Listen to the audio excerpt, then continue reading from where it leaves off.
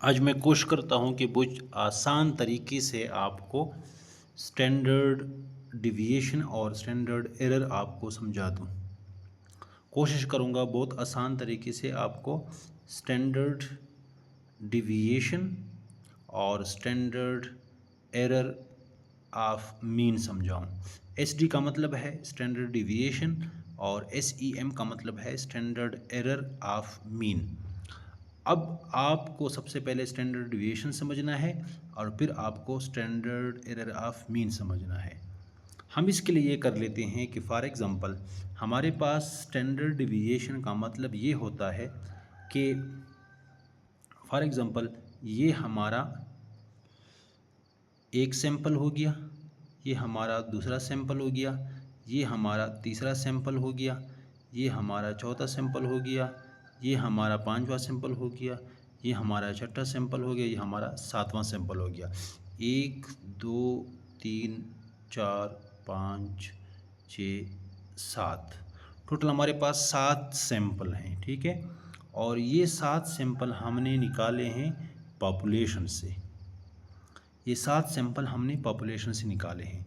अब क्या है, फॉर एग्ज़ाम्पल ये स्टूडेंट का स्कोर है, ये भी स्टूडेंट का स्कोर है, ये भी स्टूडेंट का स्कोर है, ये भी स्टूडेंट का स्कोर है, ये ये भी स्टूडेंट का स्कोर है, ये भी स्टूडेंट का स्कोर है, ये भी स्टूडेंट का स्कोर है, ठीक है। अब फॉर एग्ज़ाम्पल इस बच्चे ने फॉर एग्ज़ाम्पल मार्क्स लिए हैं 10, इस बच्चे ने मार्क्स लिए हैं 8, इस बच्चे ने मार्क्स लिए हैं 7, इस बच्चे ने मार्क्स लिए हैं 6 और इस बच्चे ने मार्क्स लिए हैं 4, इस बच्चे ने मार्क्स लिए हैं 3, इस बच्चे ने मार्क्स लिए हैं 2।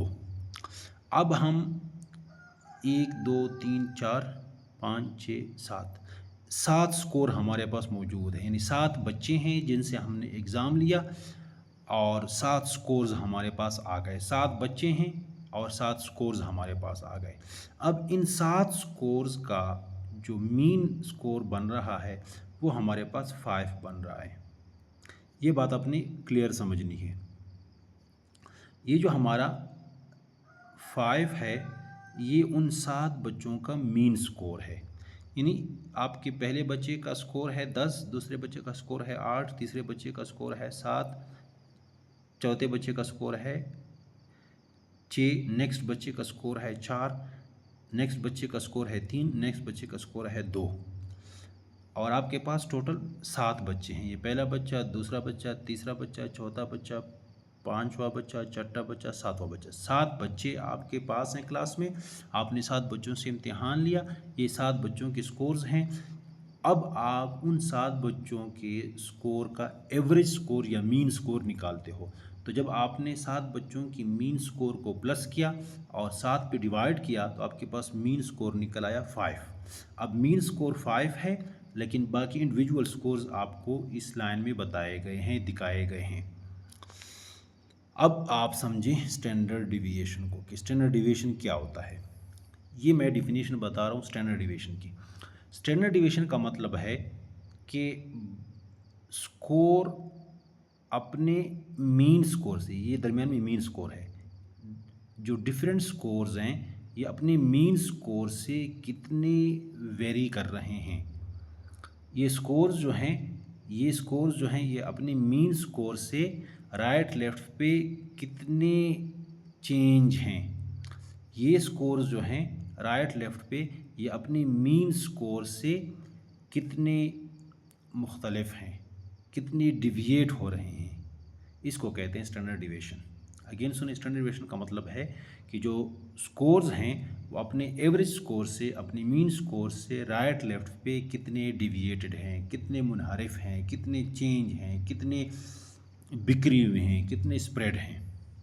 अगेन सुने, जो स्कोर्स हैं वो मीन स्कोर से राइट लेफ़्ट पे कितने स्प्रेड हैं, कितने फैले हुए हैं, कितने मुख्तलिफ हैं। ये हो गया आपका स्टैंडर्ड डिविएशन। अब स्टैंडर्ड एरर जब आप समझते हो तो वो थोड़ा सा कंफ्यूजिंग है।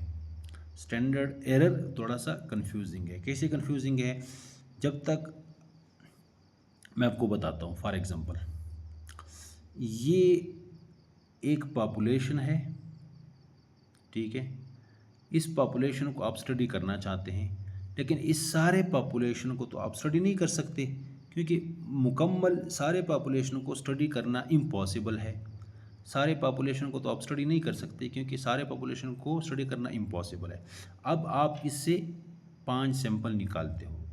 ये आपने पहला सैंपल निकाला, ये आपने दूसरा सैंपल निकाला, ये तीसरा सैंपल निकाला, ये 14 सैंपल निकाला, और ये आपने 5वां सैंपल निकाला। अब आपने पॉपुलेशन से 1 2 3 4 5 सैंपल आपने एक पॉपुलेशन से निकाले। तो ये देखिए, ये आपका पहला सैंपल है, ये आपका दूसरा सैंपल है, ये आपका तीसरा सैंपल है, ये आपका चौथा सैंपल है, ये आपका 5वां सैंपल है। अब ये इंडिविजुअल स्कोर्स नहीं है, ये सैंपल्स हैं, ये पॉपुलेशन से निकले हुए सैंपल्स हैं। अब हम क्या करते हैं, फॉर एग्ज़ाम्पल हमने जो पहला सैंपल है, ये हमारा पहला सैंपल है, ये हमारा दूसरा सैंपल है, ये हमारा तीसरा सैंपल है, ये हमारा चौथा सैंपल है, ये हमारा 5वां सैंपल है। पहले सैंपल का मीन स्कोर ये है, दूसरे सैंपल का मीन स्कोर ये है, तीसरे सैंपल का मीन स्कोर ये है, चौथे सैंपल का मीन स्कोर ये है, 5वें सैंपल का मीन स्कोर ये है। Standard error of the mean को समझने के लिए पूरे पॉपुलेशन में से आपने 5 सैंपल निकाले। अब हर सैंपल का आपने मीन निकाला। ये पहले सैंपल का मीन हुआ, ये दूसरे सैंपल का मीन हुआ, ये तीसरे सैंपल का मीन हुआ, ये चौथे सैंपल का मीन हुआ, ये 5वें सैंपल का मीन हुआ। अब आपके पास टोटल कितने मीन्स हुए? अब आपके पास टोटल 5 मीन स्कोर्स हैं। इस बात को आप समझें। आपने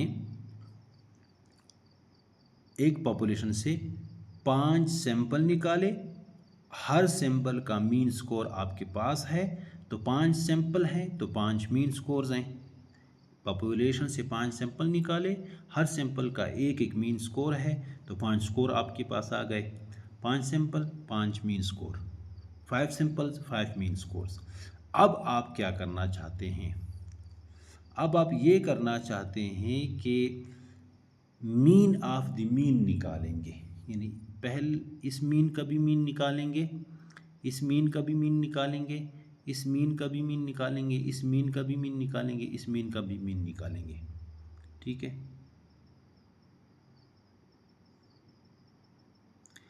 तो हमारे पास फॉर एग्ज़ाम्पल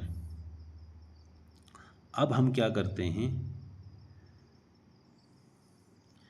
ये हमारा पहला सैंपल का मीन है, ये हमारे दूसरे सैंपल का मीन है, ये हमारे तीसरे सैंपल का मीन है, या हमारे पास चौथे सैंपल का मीन है, या हमारे पास 5वें सैंपल का मीन है। तो हमारे पास 5 मीन आ गए। ये पहला मीन हुआ, ये दूसरा मीन हुआ, ये तीसरा मीन हुआ, ये चौथा मीन हुआ, और ये 5वां मीन हुआ।